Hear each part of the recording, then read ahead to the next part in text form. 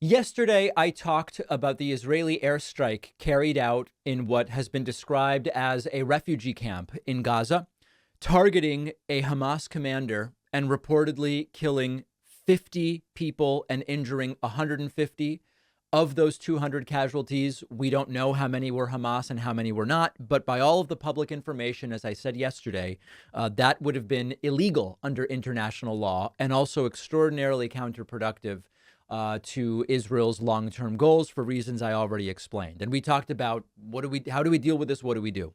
I now have something very different to show you, and hopefully people will think critically about this just as many were willing to do yesterday. We now have video of a Hamas official, Ghazi Hamad, loudly and clearly stating Israel must end. Israel must be destroyed. And we will repeat attacks like those of October 7th again and again and again until Israel no longer exists. It is a fascinating thing how you have these Hamas leaders, many of whom are living it up in Qatar. They have plenty of gasoline. They have plenty of food. They give none of it to actual Gazans. That's a story for a different day. Saying, oh, Israel must obey international law, which I also say. But then very clearly saying, oh, our goal is the destruction of Israel. We are going to keep doing terrorist attacks until Israel no longer exists. Now, it's difficult to do a segment like this, particularly for the people listening, because this is a subtitled segment. So I'll kind of tell you what's being said here, and then we're going to discuss it. إسرائيل دولة لا مقام لها على أرضنا. إحنا الدولة لابد أن نزيلها. So right away, Israel must be removed. Israel has no place in our land. We must remove the country. This is the position of Hamas. For those who say, oh, it's all wishy-washy. It's so hard to know. We just don't know what they really want. It's very clear. Annihilation and destruction of Israel is their goal. And so one of the things we have to think about is, well, how do you fight a terrorist group who makes that their stated goal? Let's continue. لأنه بالفعل هي تعتبر كارثة أمنية وعسكرية وسياسية للأمة العربية والإسلامية. يجب أن تنتهي. It must be finished. Israel must be finished, and he says they are not ashamed to say that. احنا لا نخجل من نقول ذلك بكل قوة. إنه إسرائيل لازم نأدبها وحنأدبها مرة ثانية وثالثة. So now saying that they are going to continue doing what they did on October 7th. We must teach Israel a lesson, and we will do it again and again. And says there will be a second and a third and a fourth. ومش هذا حتكون طوفان الأقصى أول مرة، لا حتكون ثاني وثالث ورابعة، لأنه إحنا لدينا إصرار ولدينا قرار ولدينا إمكانيات أن نقاتل ونحارب، لكن كما قلت لك بدنا ندفع ثمن. نعم إحنا مستعدين. Now that's also an important statement. Will we have to pay a price? Yes, and we are ready to pay it. Now, unfortunately for many Gazans, Hamas is ready to pay the price. I mean, does this guy live in a 5-star hotel? He's going to be fine, right? Hamas leadership is ready to pay the price with Palestinian civilians, as they always are.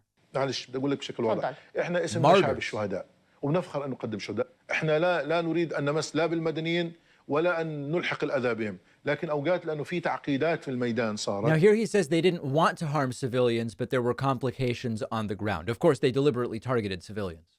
في منطقة موجودة وكان هناك في احتفال وكان في سكان. Here he's saying, well, there was a party. I think he's referring to the music festival. Of course, if you look at the violence that was done at kibbutzim where there was not a party, then you know that this is also very much untrue. منطقة واسعة ليست سهلة على امتداد تقريبا 40 كيلومتر. يجب أن ننتهي. أن ينتهي وين؟ بقطاع غزة؟ ينتهي إلى لا بتكلم عن كل الأراضي الفلسطينية. All right. So now he is asked, does that mean when you say that the occupation must end, do you mean the annihilation of Israel? And he says, yes, of course. Yes, of course. So let's talk about this. This is, we've taken an approach on this that looks to adhere as closely as possible to international law. So, for example, Israeli settlements in the West Bank are illegal by international law. That's a very clear and easy position to take. It's important to understand that if you start and really think through what this Hamas leader says, again, he's from the safety of the 5-star hotel where he probably lives or in Qatar or wherever, one has to ask, if they won't end this, if and until Israel is annihilated, what should Israel do? And when I've had this conversation with lots of people, we say, well, what should Palestinians in Gaza do? Well, the things that they can do are quite limited by virtue of the situation. Okay. What should Israel do? If you imagine a spectrum, on one side is there's a terrorist attack, they do nothing. I don't know that anybody really thinks that's viable. On the other side of the spectrum is, okay, there was the October 7th terrorist attack, and what Israel should do is destroy all of Gaza, just level it and kill everyone that's there. That would be insane and unethical and illegal, and all of the reasons why it shouldn't be done. And also, it seems pretty clear that that's not what Israel plans or wants to do, because if that's what they wanted to do, they could have done it a long time ago. So we're operating somewhere in the middle. And then you get to, well, should Israel focus on airstrikes, or should they focus more on special forces and going in and surgically taking out Hamas leaders? And then what do you do about the fact that many of the leaders are funded by Iran and living in Qatar? And what do you do? I don't have an answer. I don't pretend to have an answer. But a lot of the problem comes when folks say, well, the answer is obvious. Israel should have essentially not retaliated and they need to do an immediate ceasefire. How do you do a one-sided ceasefire? How do you do a ceasefire with one side saying, we're not going to stop? We're just not, until Israel doesn't exist, we're not going to stop. I don't know what the answer is. And obviously, this does not bode well for the people of Gaza. If Hamas is delusional enough to think that they can annihilate and eliminate Israel, that doesn't bode well for the people of Gaza. And that's a separate question from what it is that Israel should or should not be doing in violations of international law, which everyone I know is criticizing. If the purpose of Hamas doing this is to enrage Israel so that they do the worst of what that spectrum is, that guy's going to be fine. But it's going to be a disaster for Gazans and for Palestinians. And I want to hear from thoughtful people in the audience. What should Israel do about this on that spectrum that I mentioned? And it's right there. Israel's annihilation and more October 7th attacks are going to be coming, and we don't care if we take losses. You heard it from the man himself. Here's something I would recommend very highly to the guys in the audience. If you're sick of the chafing and the rubbing that you get with traditional underwear, check out our sponsor, Sheath. Sheath makes ergonomically designed men's underwear with separate compartments in the front, preventing the sticking together of things. It lets everything breathe.